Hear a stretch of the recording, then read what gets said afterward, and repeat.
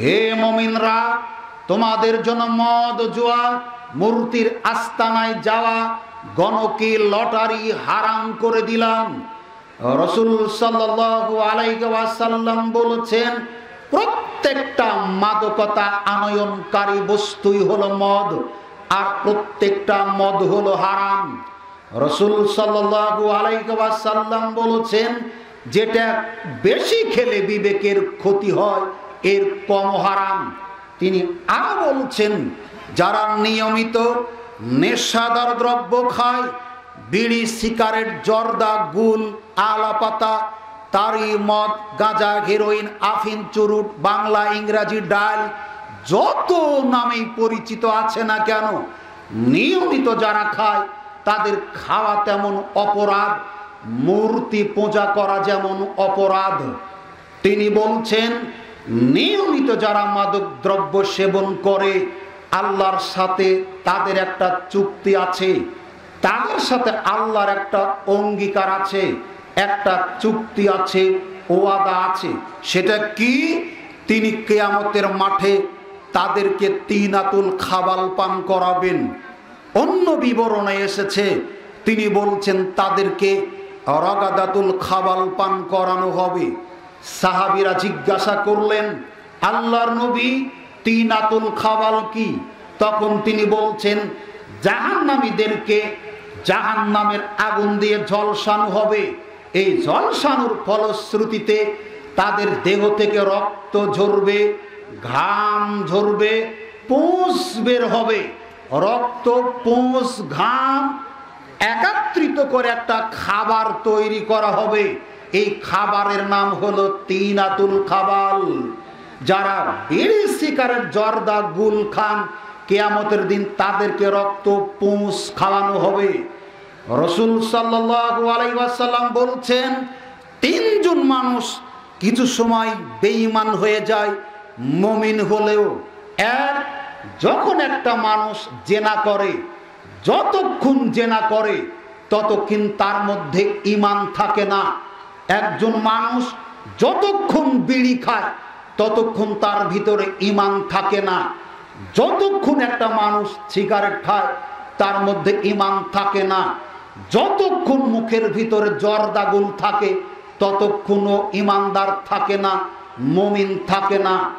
যখনই মানুষ বেঈমান হয়, তাকে দিয়ে দুনিয়ার সব খারাপ কাজ করা যায়। এজন্য তিনি বলছেন, চোর যখন চুরি করে, যতক্ষণ চুরি করে তার ভিতরে ঈমান থাকে না।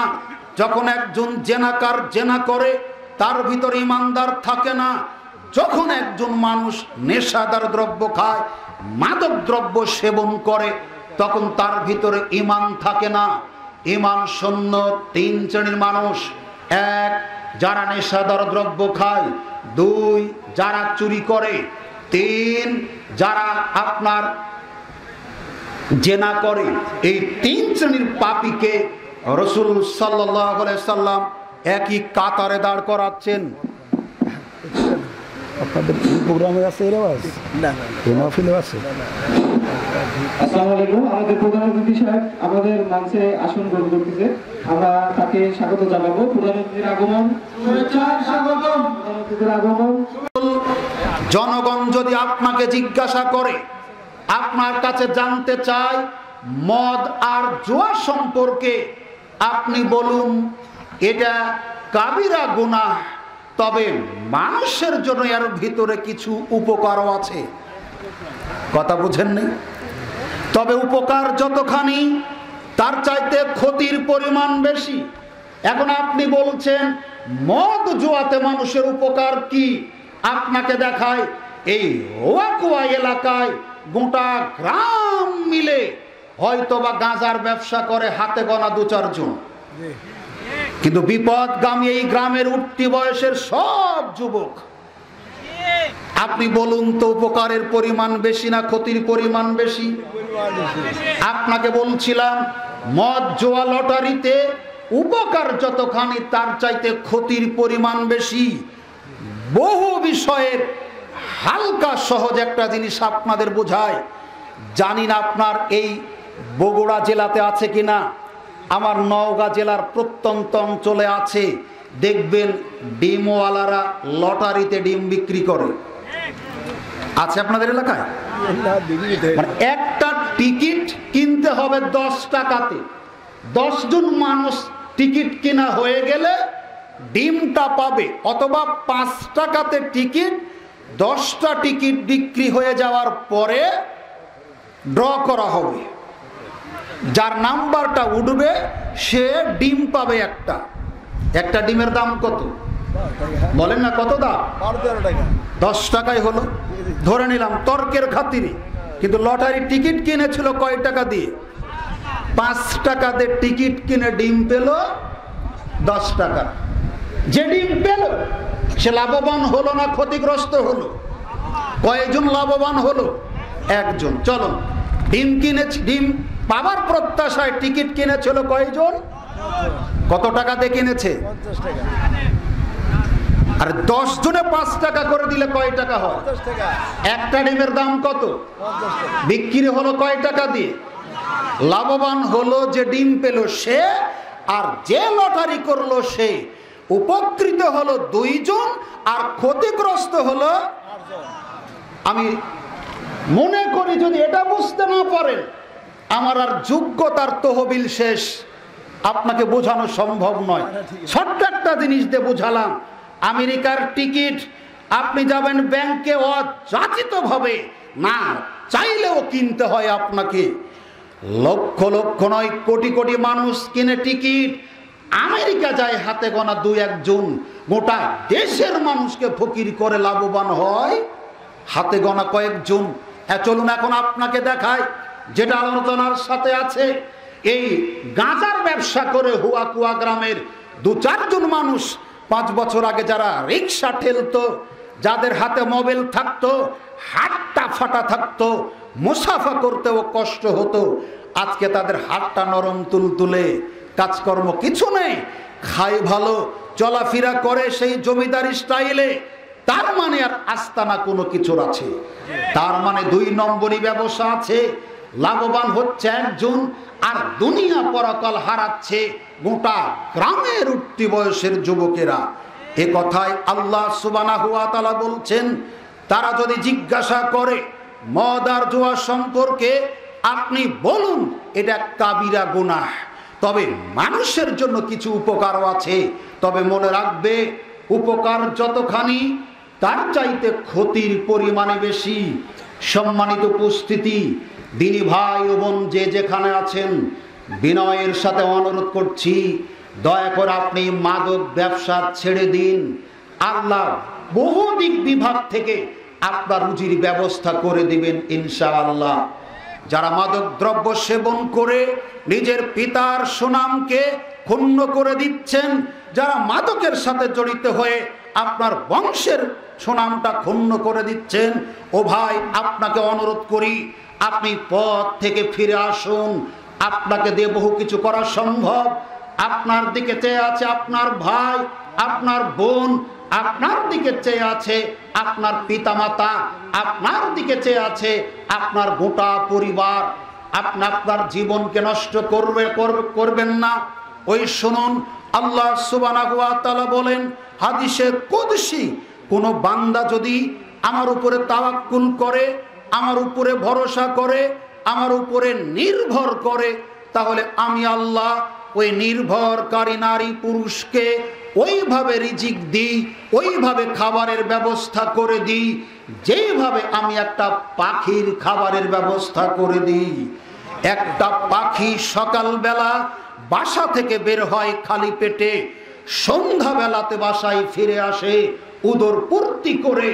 অজানা অচেনা উৎস থেকে আল্লাহ সুবহানাহু ওয়া তাআলা একটা পাখিকে যেভাবে রিজিক দেন, আপনি বিশ্বাস করুন, আপনি বিশ্বাস করুন, আপনি বিশ্বাস করুন, আপনি মদের ব্যবসা ছেড়ে দিন, আপনার অজানা উৎস থেকে হালাল ভাবে আল্লাহ আপনার রিজিকের ব্যবস্থা করে দিবেন।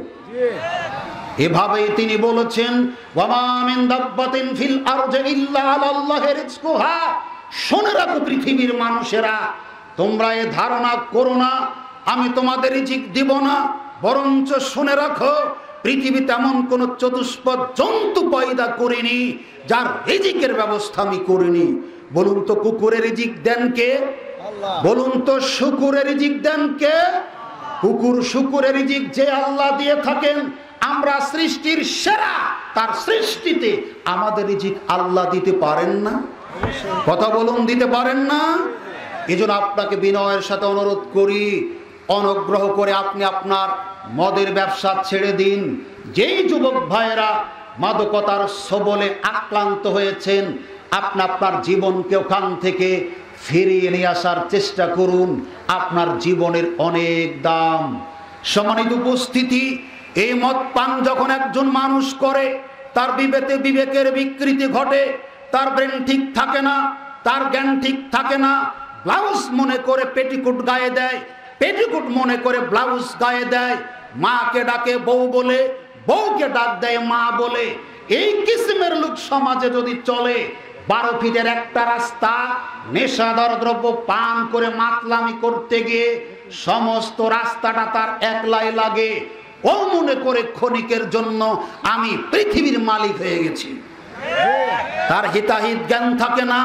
এর মাধ্যম দিয়ে একটা নারীর ইজ্জত লুণ্ঠিত হয়, এর মাধ্যম দিয়ে মহিলারা ধর্ষণের শিকার হয়, এর মাধ্যম দিয়ে সমাজে নানান অপরাধ প্রবণতা জেঁকে বসে। এজন্য নারীরা যদি আতঙ্ক মুক্ত থাকতে চায়, ধর্ষণ মুক্ত থাকতে চায়, ইজ্জত সম্ভ্রমের গ্যারান্টি নিরাপত্তা নিয়ে বসবাস করতে চায়, তাহলে সমাজ থেকে মাদকতা নির্মূল করতে হবে। সম্মানিত উপস্থিতি, নাম্বার 5, যার জন্য নারীদের নিরাপত্তাহীনতা চলে, সেটা হলো পর্দাহীনতা। কি হীনতা? কি হীনতা? পর্দা তো বাংলাদেশের বাঙালিরা বুঝে না। পর্দা আছে টেলিভিশনে, পর্দা আছে ঘরের দরজায়, পর্দা আছে জানালাতে, কিন্তু যেখানে পর্দা থাকার কথা এখানে পর্দা নেই। পর্দা কাকে বলে জানিও না। আমরা মনে করি, অনেক মহিলা বলেই ফেলে, আশ্চর্য, তুমি জানো না কি দেবরের সাথে কথা বলা যায়, কিন্তু ভাসুরের সাথে কথা বলা যায় না। রাসূল সাল্লাল্লাহু আলাইহি ওয়াসাল্লামকে জিজ্ঞাসা করা হলো দেবর আর ভাসুর সম্পর্কে, তখন তিনি বললেন, মৃত্যু যেমন দেবর আর ভাসুর তেমন। ঠিক বলছেন, না বুঝে 2-4 জন, যারা বুঝে ওরা বলেইনি। পর্দা ওরা বুঝেনি, এজন্য ঠিক বলছে, আর যারা বুঝেছে এজন্য কথা বলেনি। আশ্চর্য।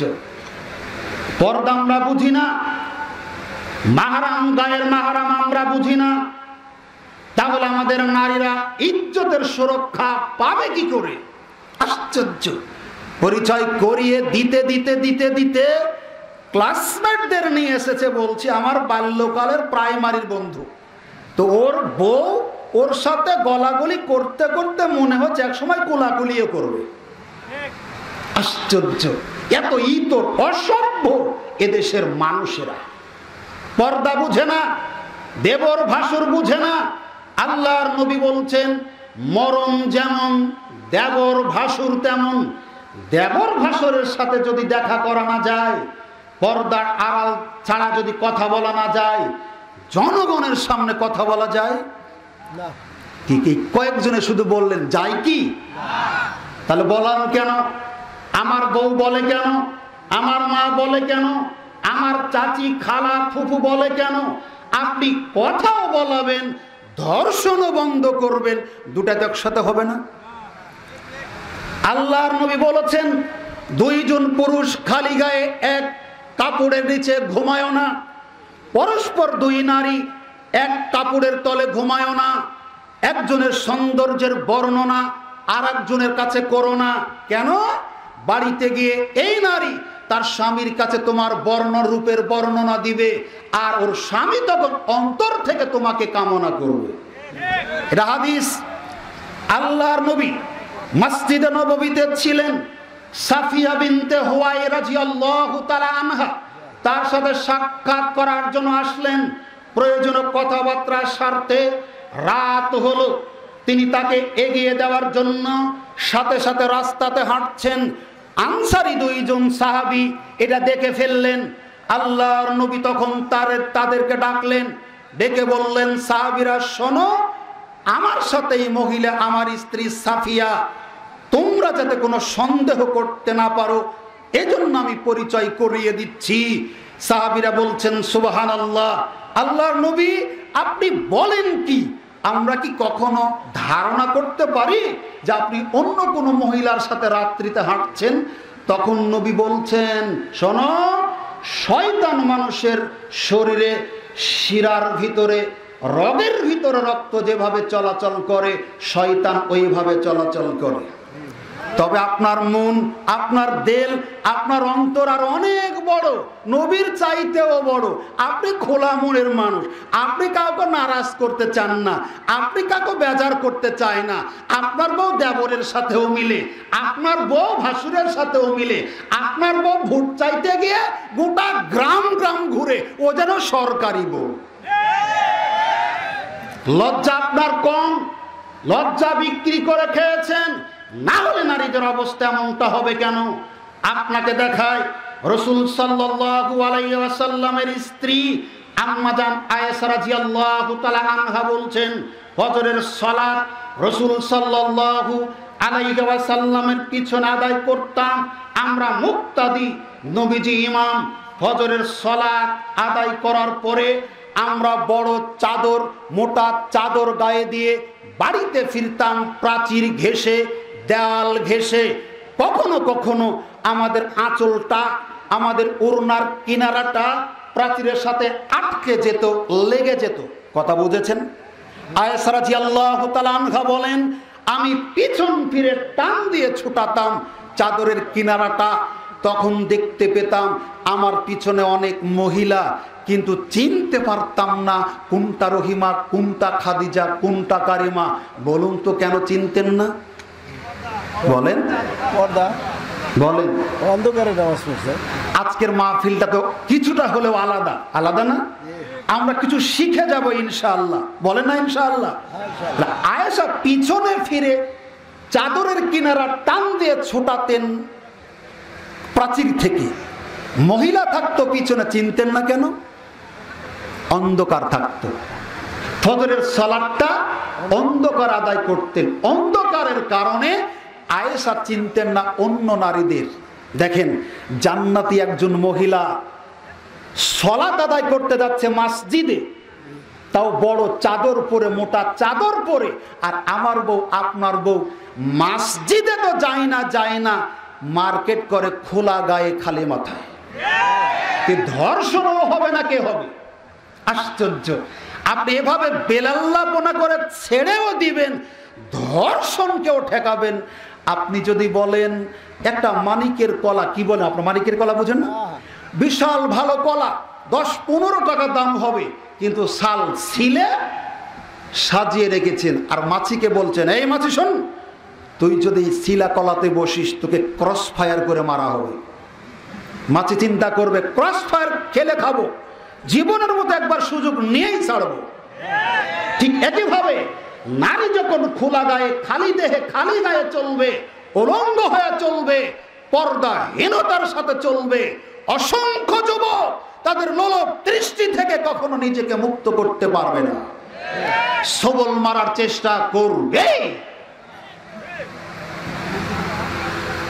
তাহলে আপনি বলতে পারেন, হুজুর আপনি বলেন কি, যারা পর্দা করে তারা ধর্ষণের শিকার হয় না, যারা পর্দা করে তারা ইফতিজিং এর শিকার হয় না? জি হয়, আমিও স্বীকার করি না। তবে আপনাকে বলে গেলাম, বেপর্দা নারীরা যতখানি ধর্ষণের শিকার হয়, তার চাইতে বহুগুণে পর্দাশীল নারীরা কম শিকার হয়।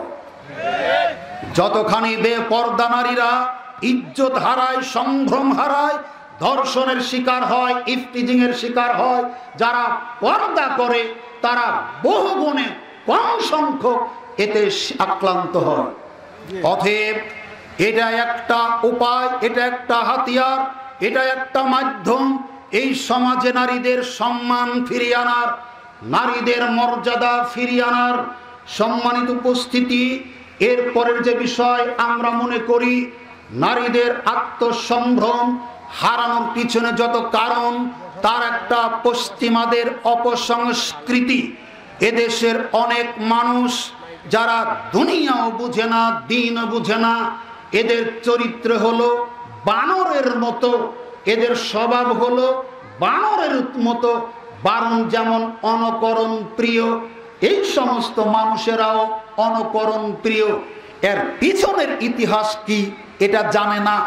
নারীদের ইজ্জত হারানোর যতগুলি অনুষ্ঠান, যতগুলি উপায়, যতগুলি দিবস, এর মধ্যে আপনাকে যদি বলি উল্লেখযোগ্য আপনার পহেলা বৈশাখ, এর মধ্যে আপনি দেখুন পশ্চিমাদের বিভিন্ন দিবসের নামে এদেশে সয়লাভ হয়ে গেছে।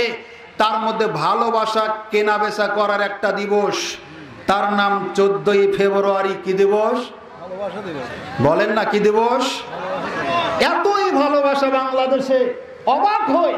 ফেসবুক, ইউটিউব, পেপার, পত্রিকা খুলুন, বাংলাদেশে আর কিছু থাকুক চাই না থাকুক, অন্তত ভালোবাসাটা আছে। দেখেন, প্রেমের টানে তুরস্কের যুবক বাংলাদেশে, প্রেমের টানে ইন্ডিয়ার তরুণী বাংলাদেশে, প্রেমের টানে আমেরিকার তরুণ সিরাজগঞ্জে। ফেসবুক, ইউটিউবের অসংখ্য শিরোনাম, এটা বাংলাদেশের জন্য বিরাট একটা পাওয়া, তাই না? আপনাকে বলছিলাম যে বিষয়টা, এই ভালোবাসা বেচা কেনার একটা দিবস হলো বেশ্যা ভালোবাসা দিবস। এই দিবসটা মূলত নারীদের ইজ্জত হারানোর দিবস। যারা এর পক্ষে আছেন বুকে হাত দিয়ে বলুন যে এই বেশ্যাদের ভালোবাসা দিবসে গিয়ে যত দিন থেকে বাংলাদেশ এই দিবস চালু হয়েছে, তত দিন আমার দেশের মা বোনদের ইজ্জত হারাতে হয়েছে। ইজ্জতের সাথে কোনো এক পয়লা বৈশাখের অনুষ্ঠান থেকে মা বোনেরা শরীরে বাড়িতে ফিরে আসতে পারেনি। পশ্চিমাদের পাঁচ আটা একদল কুত্তা আছে দেশে, এরাই অপসংস্কৃতি চালু করে নারীদের ইজ্জতটা লুফে নেওয়ার চেষ্টা করছে। লাথি মেরে ডাস্টবিনে নিক্ষেপ করবেন ওই সমস্ত দিবসকে। মুসলমানদের জন্য সমস্ত দিবস পালন করা হারাম। সম্মানিত সুধী মণ্ডলী, আমরা মনে করি 7 নম্বর যেই কারণ নারীদের সম্ভ্রম হারানোর পিছনে, সেটা হলো অশালীন পোশাক। পোশাকের একটা স্বকীয়তা আছে, পোশাকের নিজস্ব একটা বৈশিষ্ট্য আছে, পোশাক পরার একটা মানে আছে, কারণ আছে। কথা বলেন, পোশাক পরার একটা কারণ আছে না? আল্লাহ সুবহানাহু ওয়া তাআলা বলছেন, আমি পোশাক প্রেরণ করেছি তোমাদের সাজ সজ্জা গ্রহণ করার জন্য আর শীত থেকে আত্মরক্ষা করার জন্য। বোঝা যাচ্ছে পোশাক মানুষ পরে সৌন্দর্য বৃদ্ধি করার জন্য, পোশাক মানুষ পরে তার ইজ্জতকে ঢাকার জন্য। যেই পোশাক পরেও নারীদের পিঠ দেখা যায়, এটা পোশাক নয়। যেই পোশাক পরে নারীদের পেট দেখা যায়, এটা পোশাক নয়। যেই পোশাক পরে নারীদের মাথা বের হয়ে থাকে, এটা পোশাক নয়। আপনি যেটা বলেন, পোশাক পরার একটা মূলনীতি বলেছেন রাসূল সাল্লাল্লাহু আলাইহি ওয়াসাল্লাম। পুরুষরা পোশাক পরবে, পরিধানের কাপড় পরবে টাকনোর উপরে, আর নারী পরবে টাকনোর। এখন যারা এসেছেন আহলে হাদিস অধ্যুষিত এলাকা, আপনাকে একটা হাদিস শোনাই, জীবনে বহুবার শুনেছেন, জানি না আপনাকে আমরা বোঝাতে পেরেছি কিনা আর আপনিও বুঝতে পেরেছেন কিনা। সেটা কি? আবু হুরায়রা রাদিয়াল্লাহু তাআলা আনহু বলেন, রাসূল সাল্লাল্লাহু আলাইহি ওয়াসাল্লাম বলেছেন, আল্লাহ 100টা দয়া। কতটা দয়া? কতটা দয়া? 100। কতটা দয়া? 100টা। একটা দয়া আল্লাহ দিয়েছেন যেই দিন পৃথিবী সৃষ্টি করেছেন, সেই দিন একটা দয়া, একটা রহমতে কাজ করবে কিয়ামত পর্যন্ত। সুবহানাল্লাহ বললেন না? এটা বুঝতে পারেনি, মানে মিথ্যা ফজিলতের যত হাদিস বলবেন পাবলিক তত সুবহানাল্লাহ বলে। আল্লাহর দয়া কতখানি? 100টা। একটা দয়া দিয়েছেন কতদিন হলো? পৃথিবীর শুরু থেকে। আর এই পানিটা 6 মাস পর খাওয়া যায় না, বিস্কিটের প্যাকেট 24 মাসের পরে খাওয়া যায় না, সাবান ব্যবহার করা যায় না। আর আল্লাহর দয়া কাজ করবে একটাতে কিয়ামত পর্যন্ত। রিজেক্ট হবে না, ময়লা পড়বে না, গুণে ধরবে না, বাসি হবে না। সুবহানাল্লাহ। তাহলে বাকি আছে কয়টা? 99। অন্তত বাড়িতে যাবেন এই একটা হাদিস নিয়ে, পারবেন না?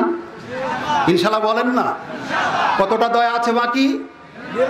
কতটা? 99টা। এখন আপনাকে একটু 2 মিনিট একটা দয়ার কিছু বোঝায়। আমি মাঝে মধ্যে বোঝাতে গিয়ে বলি, একটা দয়া ধরে নিন পৃথিবীর অন্য কোন রাষ্ট্রের মানুষকে দিলাম না, আমাদের দেশের যারা মারা গেছে তাদেরকেও দিব না। হাদিসে কিন্তু এভাবে লেখা নাই। আপনাকে বেশি করে আকৃষ্ট করার জন্য, হৃদয়ঙ্গম করার জন্য বলছি, কাউকে দিব না। বাংলাদেশে জীবিত মানুষের সংখ্যা প্রায় বলে 18 কোটি, প্রায় 18 কোটি।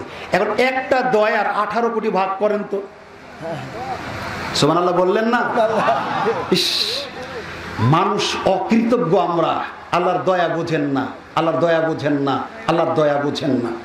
নবী বলছেন, কাফের যদি জানতো আল্লাহর দয়া কতখানি, ওরা জান্নাত থেকে নিরাশ হতো না।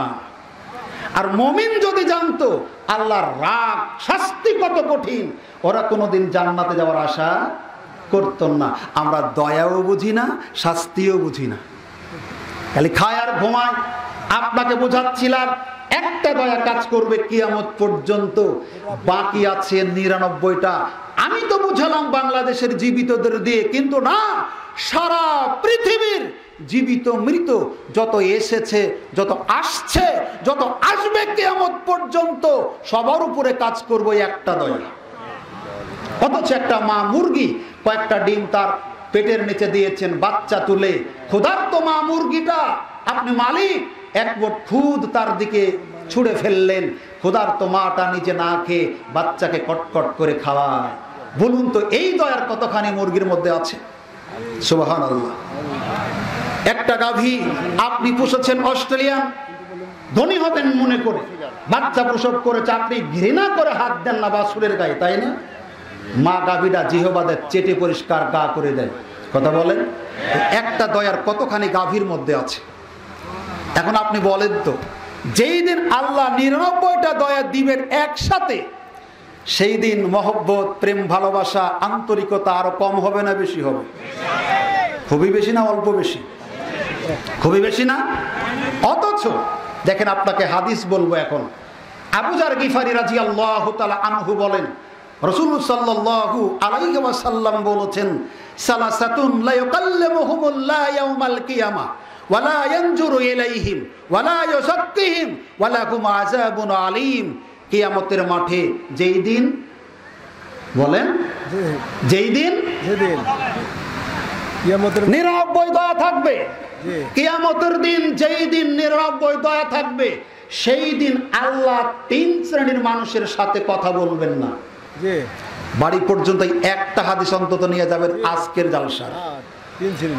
একটা দয়া কিয়ামত পর্যন্ত কাজ করছে, তাতে এই পরিস্থিতি, যেই দিন 99টা দয়া আল্লাহ নিজে দিবেন, সেই দিন আরো আকর্ষণ, ভালোবাসা, আন্তরিকতা। অথচ সেই দিন তিনি 3 শ্রেণীর মানুষের সাথে কথা বলবেন না। তাহলে তারা খুব ভালো মানুষ, তাই না? খুব ভালো মানুষ না? দেখেন তো আমরা এখানে এরকম কেউ আছি কিনা। তিনি এটা বলছেন, আল্লাহ তাদের সাথে কথা বলবেন না। তারপরে বলছেন, ওয়ালা ইয়ানজুরু ইলাইহিম, তাদের দিকে দয়ার দৃষ্টিতে তাকাবেন না। ওয়ালা ইউযাক্কিহিম, তাদের পাপ তো থাকবেই, তাদের পাপ আল্লাহ ক্ষমা করবেন না। কয়টা হলো? তাদের সাথে কথা বলবেন না, তাদের দিকে দয়ার দৃষ্টিতে তাকাবেন না, তাদের পাপ ক্ষমা করবেন না। ওয়ালাকুম আযাবুন আলীম, তাদের জন্য থাকবে যন্ত্রণাদায়ক শাস্তি। এখনো নাম হয়নি, 4টা কথা বললেন। কথা বলবেন না, দয়ার দৃষ্টিতে তাকাবেন না, পাপ ক্ষমা করবেন না, জাহান্নামে নিক্ষেপ করবেন। 1, আল মুসবিলু, পুরুষরা যারা প্যান্ট, পাজামা, লুঙ্গি, ট্রাউজার টাকনোর নিচ পর্যন্ত পরে, আপনাকে ঠিক বলতেই হবে না, এটা ওহী। আমরা হুজুগে বক্তব্য দিই না, লেখাপড়া করে মঞ্চে উঠি। আপনাকে অনুরোধ করতে এসেছি, মানবেন। এজন্য আপনার বিশ্বাসই নাই যে টাকনোর নিচে কাপড় গেলে আপনার পাপ হয়, এটা আপনি বিশ্বাসই করেন না। বিশ্বাস করেন না? যখন বলছেন বিশ্বাস করি, তখন আপনার প্যান্টটা ভাঁজানো, যখন বলছেন বিশ্বাস করি, তোর প্যান্টটা একবারে মাটি ছেঁচড়ে যাচ্ছে। আপনি মিথ্যা কথা বলছেন যে আমি ভয় করি আল্লাহকে। জি না, 99 দয়া যেই দিন সেই দিন কাজ করবে না। বলে গেলাম আপনাকে, প্যান্ট ভাঁজিয়ে রাখা নয়, প্যান্ট কেটে খাটো করতে হবে টাকনোর উপরে। আপনাকে বলছিলাম অশালীন পোশাকের ব্যাপারে বলতে গিয়ে, এরপরে তিনি বলছেন মান্নানো, দান করে যারা খোঁটা দেয়। 3, কসম করে যারা পণ্য সামগ্রী ক্রয় বিক্রয় করে। এই 3 শ্রেণীর মানুষ আল্লাহর জান্নাতে যাবে না। আপনাকে বলছিলাম পুরুষরা পোশাক পরবে টাকনোর উপরে আর নারী পরবে টাকনোর নিচে। আজকে দেখেন পুরোটাই উল্টা, পুরুষ পরে টাকনোর নিচে আর নারী পরে টাকনোর উপরে। শুনুন, রাসূল সাল্লাল্লাহু আলাইহি সাল্লাম বলেছেন ওই পুরুষ আল্লাহর জান্নাতে যাবে না যেই পুরুষ নারীর বেশ ধারণ করে। ওই নারী আল্লাহর জান্নাতে যাবে না যেই নারী পুরুষের বেশ ধারণ করে। টাকনোর উপর যেই নারী পোশাক পরে, এরা পুরুষের বেশ ধারণ করে, এরা আল্লাহর জান্নাতে যাবে না। যেই নারী টাকনোর উপরে পোশাক পরে, এরা পুরুষের বেশ ধারণ করে, এরা আল্লাহর জান্নাতে যাবে না। যেই পুরুষ টাকনোর নিচে পোশাক পরে, এরা নারীর বেশ ধারণ করে, এরা আল্লাহর জান্নাতে যাবে না। আপনাকে বলছিলাম পোশাক পরে মানুষ, পোশাক পরে নারীরা দুষ্টদের থেকে নিজেকে হেফাজতের জন্য। কথা বলেন, লুচ্চা, সন্ডা, গুন্ডা, ইফতিজার, ধর্ষক, তারা যাতে আমার দিকে না তাকায় এজন্য আমি পর্দা করব, তাই না বাবা? কিন্তু আজকের পোশাকের কারণে নারীরা ধর্ষিতা হচ্ছে। পোশাকের কারণে, মানে পোশাকই যেন তার দিকে আকর্ষিত করছে পরপুরুষকে। পোশাক হবে শালীন, পোশাক হবে ঢিলা ঢালা, বুরকাটা পরেছেন দেহের সাথে টাইট ফিট। আপনাকে বলছিলাম এই পোশাক হারাম। পোশাকের এত কালার কেন? পোশাকের এত রং বেরঙের কাপড় কেন? আপনি নিজে তো পর পুরুষের সাথে আকৃষ্ট হতে চাচ্ছেন, পুরুষরা আপনার দিকে আকৃষ্ট হচ্ছে, এরপর আপনি মামলা কেন করছেন ধর্ষিতা হওয়ার কারণে? আপনাকে বলছিলাম অশালীন পোশাক পরিবর্তন করুন, চেঞ্জ করুন। যেই পোশাক পরলে পিঠ পেট ঢাকে, যেই পোশাক পরলে ইজ্জত ঢাকে, এমন পোশাক পরুন। আপনাকে বলে যায় একটা গাভীর দেহ অনেক বড়, ছোট্ট একটা চিকন লেজ, এটা দিয়ে গাভী তার ইজ্জত ঢেকে রাখে। একটা কুকুর, শুকুর পর্যন্ত তার লেজ দিয়ে লজ্জাস্থান ঢেকে রাখে। বলুন তো কুকুর বড় না লেজ বড়? আপনার এলাকার কুকুর বড় না লেজ বড়? শুকুর বড় না লেজ বড়? এখন বলেন আপনার এই এলাকার শাড়িগুলি বড় না নারীদের দেহ বড়? একজন শাড়ি 3.5 হাত, আর একটা শাড়ি হলো 13 হাত। তাও শাড়ি পরার পরে noun, pronoun, adjective, verb, adverb, preposition, interjection সব বের হয়ে আছে। এ নারীর লক্ষণ ভালো নয়, এ নারী জাহান্নামী নারী, এ নারী দুনিয়া পরকাল ধ্বংসকারী নারী। এ নারীকে বাঁচান, দেশ জাতিকে বাঁচান। আপনাকে বলছিলাম অশালীন পোশাক যতদিন চেঞ্জ না হবে ততদিন সমাজ থেকে ধর্ষণ, ইফটিজিং উঠবে না। আপনাকে বলছিলাম 8 নম্বর যেই কারণ, অধিক সাজসজ্জা গ্রহণ করা। ইসলামের সাজসজ্জা গ্রহণ করা জায়েজ। সাজু পোশাক পরে হোক, চাই উলঙ্গ হয়ে হোক, সেটা কোনো অসুবিধা নেই। একজন স্ত্রী তার স্বামীর জন্য যেমন খুশি তেমন সাজবে, কিন্তু আপনি যখন ঘরের বাহিরে বের হবেন তখন আপনার পোশাকটা আলাদা হবে, মনে রাখবেন। আপনাকে বলছিলাম রাসূল সাল্লাল্লাহু আলাইহি ওয়াসাল্লাম বলেছেন যখন কোন নারী রাস্তাতে চলে তুমি তার সঙ্গ দিও না, দিলে তোমার তৃতীয় জন হবে মিস্টার ইবলিস। শোনো, যেই নারীর স্বামী নেই ওর ঘরে তুমি যেও না, যেই নারীর স্বামী বিদেশে আছে ওর কাছে তুমি যেও না, গেলেই তুমি বিপদে পড়বে। অতএব বিপদ থেকে বাঁচার, তাদের সংস্পর্শ থেকে দূরে থাকা। আপনাকে বলছিলাম সাজসজ্জা গ্রহণ করে নারীরা যখন বাহিরে বের হবে তখন অন্য পুরুষেরা তার প্রতি আকৃষ্ট হবে, তখনই সে ধর্ষণের শিকার হবে, তখনই সে ইফটিজিং এর শিকার হবে। অতএব আপনাকে অনুরোধ করি অধিক সাজসজ্জা পরিহার করে বাহিরে বের হওয়া থেকে বিরত থাকুন, না হলে নারীদেরকে বাঁচানো সম্ভব হবে না। সম্মানিত উপস্থিতি, আমরা মনে করি 9 নম্বর যে মাধ্যম সমাজে অবক্ষয় চলার পিছনে, সেটা হলো কৃপণতা এবং অপচয়। কি বললাম? কৃপণতা বুঝেন? কৃপণতা এবং অপচয়। আল্লাহ সুবহানাহু ওয়া তাআলা সূরা ফুরকানের মধ্যে বলেন, মুমিনদের বৈশিষ্ট্য হলো খরচের ক্ষেত্রে ওরা কৃপণতা করবে না, অপচয় করবে না, তারা করবে এই দুইটার মাঝখানের মিতব্যয়িতার পথ অবলম্বন। কিভাবে? এই সমাজে অনেক মানুষ আছে, অনেক গল্প করে, চাটুকার, স্টলে বসলে তার গল্পের তুপে আপনি কিছু বলতেই পারেন না। আছেন এরকম লোক? ও বলে আমার এত টাকা পয়সা, এত বাড়ি গাড়ি, এত বাগান, এত পুকুর, এত টাকা বেতন, একটাই ছেলেকে খাবে। ছেলে পড়ে রাজশাহী বিশ্ববিদ্যালয়ে অথবা ঢাকা বিশ্ববিদ্যালয়ে, মাসে লাগে 20,000, ও পাঠায় 30,000। এর নাম কি বলেন? এর নাম কি? অপচয়। 20,000 টাকা ওই ছেলেটা বৈধ পথে খরচ করে, আর 10,000 টাকা খরচ করে কিভাবে? আপনাকে দেখায়। আপনি এলাকার সম্মানিত মানুষ, আপনি এলাকার গুরুজন মানুষ, 10টা মানুষ আপনাকে সম্মান করে, আপনি এশা পড়ে ঘুমোতে যাচ্ছেন, মনে করছেন দেশের পরিস্থিতিটা কি, খবরটা একটু দেখি তারপরে ঘুমায়। টেলিভিশন অন করতেই দেখছেন যে ছেলের কাছে 30,000 টাকা পাঠান প্রতি মাসে, ওই ছেলে ফেনসিডিলের বোতল নিয়ে র্যাবের হাতে ধরা খেয়েছে। তার ছবি দিচ্ছেন পার্কে ঘুরতে গিয়ে কোন নারীর সাথে ধরা খেয়েছে। কেন? আপনি যে টাকাটা পাঠান অতিরিক্ত 10,000, এই টাকাটা অপচয় করতে গিয়ে আপনার ছেলের অবস্থা এই হয়েছে। আপনার ছেলেকে মাদক সেবক বানিয়েছেন আপনি, আপনার ছেলেকে জুয়াখুর বানিয়েছেন আপনি, আপনার ছেলেকে নারী লিপ্সু করেছেন আপনি, আপনার ছেলের দুনিয়া পরকাল নষ্ট করেছেন আপনি। অতএব খরচের ক্ষেত্রে অপচয় করবেন না। 2, কৃপণতা করবেন না। সমাজে ঠিক এই শ্রেণীর উল্টা আরেকটা লোক আছে, অনেক টাকা পয়সা আছে, কিন্তু ছেলে মেয়ে স্ত্রীর হাতে কোনোদিন 5 টাকা দিতে চায় না। এরকম লোক আছে না? আমার কথা না, আল্লাহর কথা আমি বলছি। সূরা ফুরকানের ভিতরে আল্লাহ সুবহানাহু ওয়া তাআলা এভাবেই বলেছেন।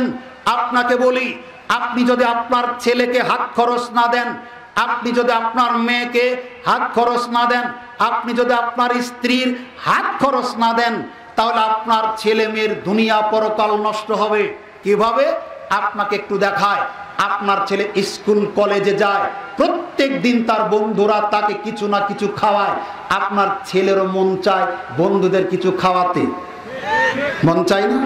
আপনি এতটাই কৃপণ, কোনোদিন ছেলের হাতে 10টা টাকা দিতে চান না। দেখবেন জমিন থেকে ধান তুলে রোদে শুকিয়ে 50 মণ ধান তালাতে রেখেছিলেন, দাম বেশি, বিক্রি করবেন বলে লোক ডেকে আনলেন, ওজন করে দেখছেন 42 মণ আছে, 8 মণ।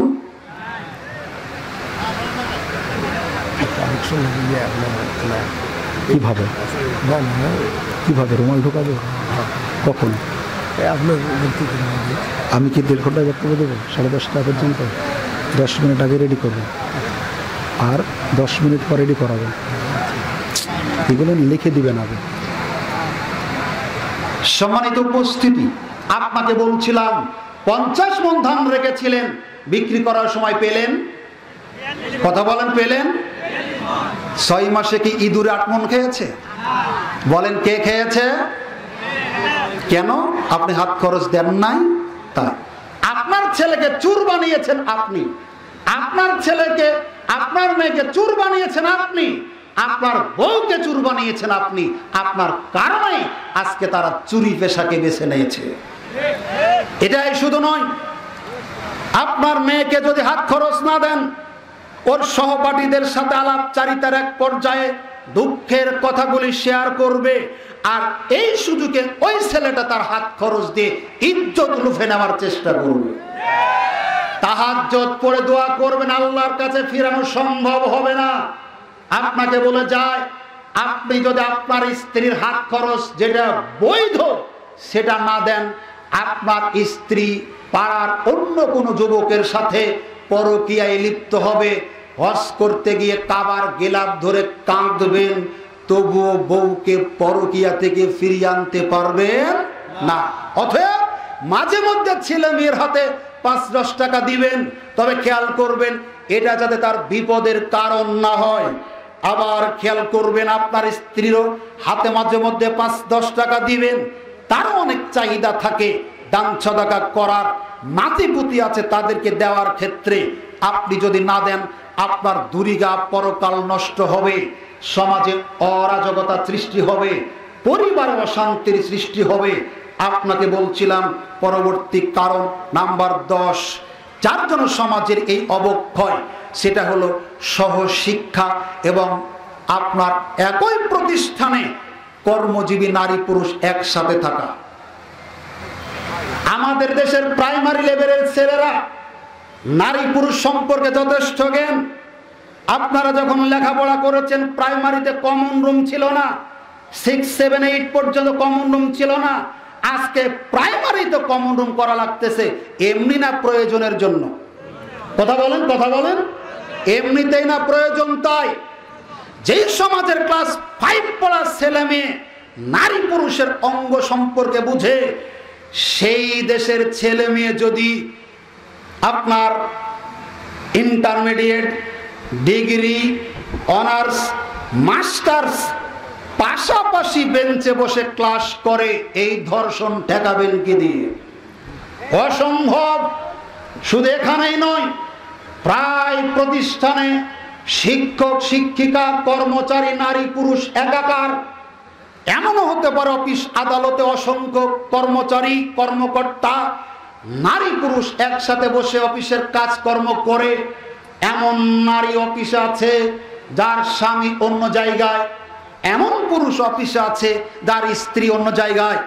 দুইজনের একাধিক দিনারাপচারিতার এক পর্যায়ে দুইজনের লিভ টুগেদারে ব্যস্ত, পরকীয়ায় লিপ্ত, ইজ্জত হারানোর মতো আত্মঘাতী পেশায় তারা জড়িয়ে যায়, অহরহ আমরা দেখি। অতএব এই সমাজকে যদি ধর্ষণ মুক্ত করতে চান, নারীদের ইজ্জত সম্মান নিয়ে যদি বেঁচে থাকতে দেন, তাহলে সহশিক্ষা এবং একই কর্মস্থলে নারী পুরুষের অবাধ মেলামেশা বন্ধ করতে হবে। একসাথে চলতে দিলে এই অপরাধগুলি বন্ধ হবে না। আপনাকে বলছিলাম নাম্বার 11 পারিবারিক অনুশাসনের অভাব। আপনাকে বলছি এদেশের রিক্সা চালকের হাতে নারীরা নিরাপদ নয়, এদেশের বাস চালকের কাছে নারীরা নিরাপদ নয়, এদেশের রিক্সা চালকের কাছে নারীরা নিরাপদ নয়, এদেশের শিক্ষকের কাছে পর্যন্ত ছাত্রীরা নিরাপদ নয়, ভাইয়ের কাছে বোন নিরাপদ নয়, এমনকি বাপের কাছে পর্যন্ত তার মেয়ে নিরাপদ নয়। অহরহ আমরা দেখতে পাই আপনার মেয়ে কলেজে গেছে, পড়ন্ত বেকাল, আসছে না বাড়িতে, আপনার কাছে ফোন দিয়ে বলছে আব্বু আমি মেরিনার বাসাতে এসেছি, আজকে যাব না আগামীকাল যাব। অসম্ভব। যেই দেশের মা বোনেরা শিক্ষকের হাতে নিরাপদ নয়, সে দেশের মেয়েরা তার বান্ধবীর হাতে নিরাপদ নয়। আপনার মেয়ের ইজ্জত নষ্ট করার জন্য আপনার বান্ধবী যথেষ্ট, আপনার মেয়ের ইজ্জত নষ্ট করার জন্য তার বন্ধুই যথেষ্ট। অতএব পশ্চিম কালেও আপনার প্রাপ্তবয়স্ক মেয়ে কোনো বান্ধবী, ছেলে বান্ধবী হোক আর মেয়ে বন্ধু হোক, কারো বাড়িতে একাকী রাত কাটাতে পারে না। যেই দিন এই পারিবারিক অনুশাসন গড়ে তুলতে পারবেন, সেই দিন সমাজ থেকে ধর্ষণ লেজ গুটিয়ে পালাবে। সম্মানিত সুধী মণ্ডলী, পরের যে বিষয়, একাকী সফর করতে দিবেন না। একাকী সফর করতে যদি দেন, আপনাকে বলি রাসূল সাল্লাল্লাহু আলাইহি ওয়াসাল্লামের সাহাবী রাসূল সাল্লাল্লাহু আলাইহি ওয়াসাল্লামকে জিজ্ঞেস করলেন, আল্লাহর নবী আমার স্ত্রী হজে যাবে আর আমি আপনার সাথে অমুক যুদ্ধে যাব, পরামর্শ করতে এসেছি, আমি কি করব? কথা বোঝা যায়? কথা বোঝা যায়?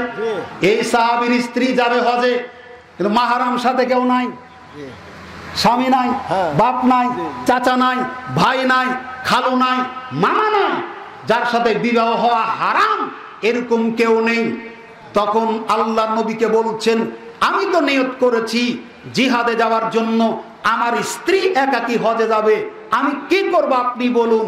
রাসূল সাল্লাল্লাহু আলাইহি ওয়াসাল্লাম বললেন, তুমি তোমার স্ত্রীর সাথে হজে যাও, তোমার জিহাদ লাগবে না। আজকে দেশের মানুষ বিয়ের সাথে মহিলারা হজে যায়, এরা দেশটাকে নষ্ট করেছে, কাবাও নষ্ট করতে যায়। এরা কুলাঙ্গার ইতর ছোট লোক শ্রেণীর মুসলিম, এরা ইসলাম জানে না, সেজন্য মানতেও পারে না ভালো মতো। আপনাকে বলি, যেখানে জিহাদে যেতে অনুমতি দিচ্ছেন না, আল্লাহর নবী স্ত্রীর সাথে হজ সফরের সঙ্গী হওয়ার জন্য বলছেন সাহাবীকে, আপনি আপনার স্ত্রীকে একাকী সফরে পাঠাচ্ছেন, ট্রেনিং এ পাঠাচ্ছেন, আপনি স্বামী নামের কলঙ্ক, আপনি স্বামী নামের অযোগ্য।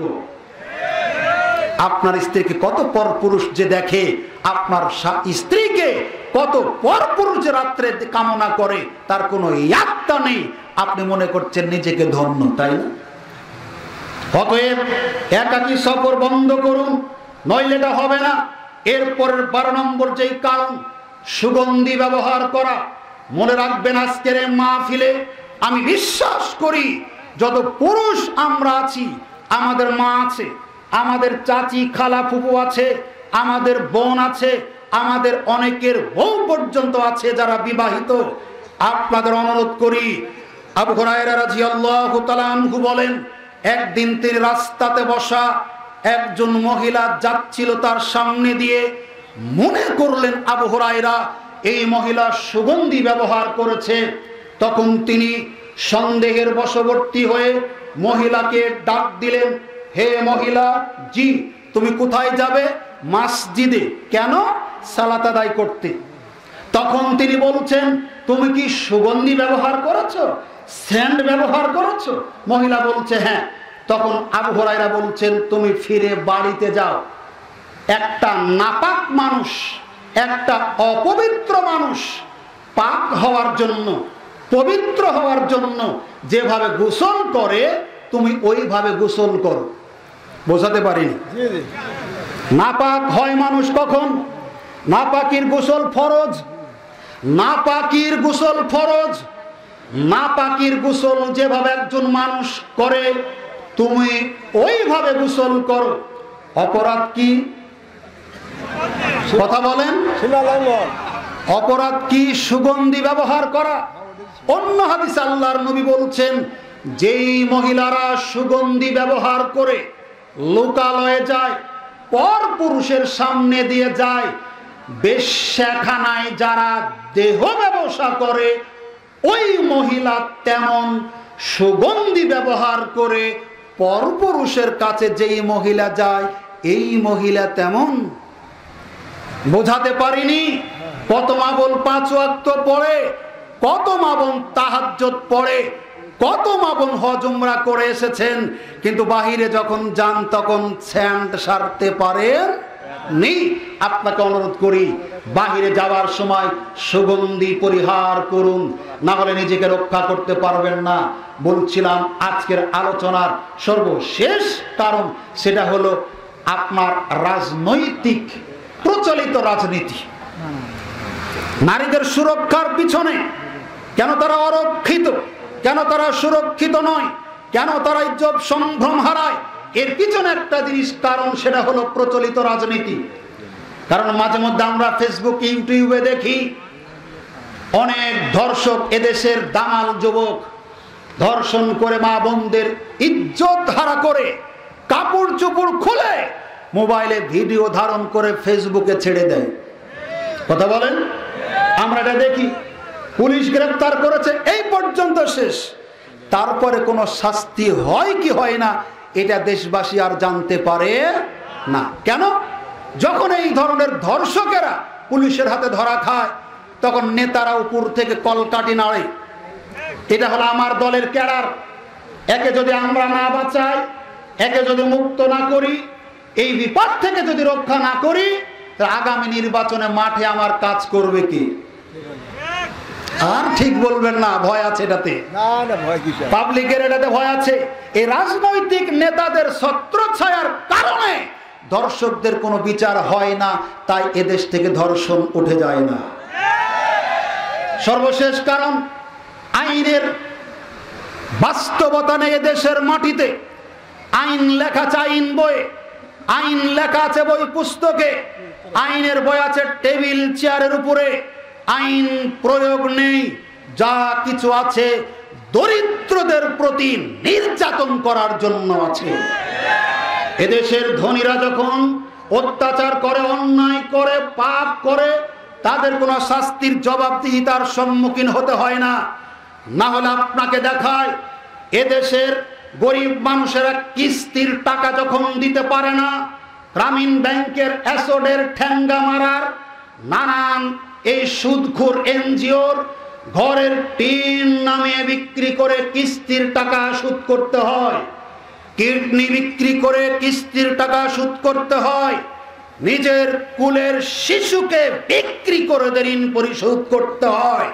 কিন্তু বুকে হাত দিয়ে বলুন, এদেশের হতদরিদ্র মানুষের ট্যাক্সের টাকা দেশ থেকে যারা হাজার হাজার কোটি টাকা চুরি করে বিদেশে পাচার করেছে, তাদের বিচার জাতি কোনোদিন দেখেছে? এটাই দেশে অবক্ষয় চলার পিছনে একটা কারণ।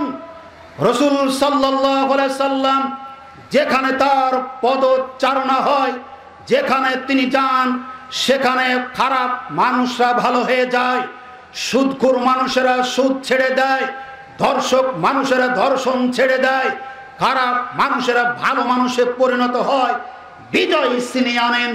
এর পিছনে কারণ কি? এই তথ্য সংগ্রহ করার জন্য তদানীন্তন সময়ের সারা পৃথিবীর শক্তিধর দুটি রাষ্ট্র রোম এবং পারস্যের সম্রাটেরা গুপ্তচর পাঠালো নবীজির সাহাবীদের গতিবিধি দেখার জন্য। গুপ্তচরেরা এসে দেখে রিপোর্ট নিয়ে ফিরে গেছে রোম পারস্যে।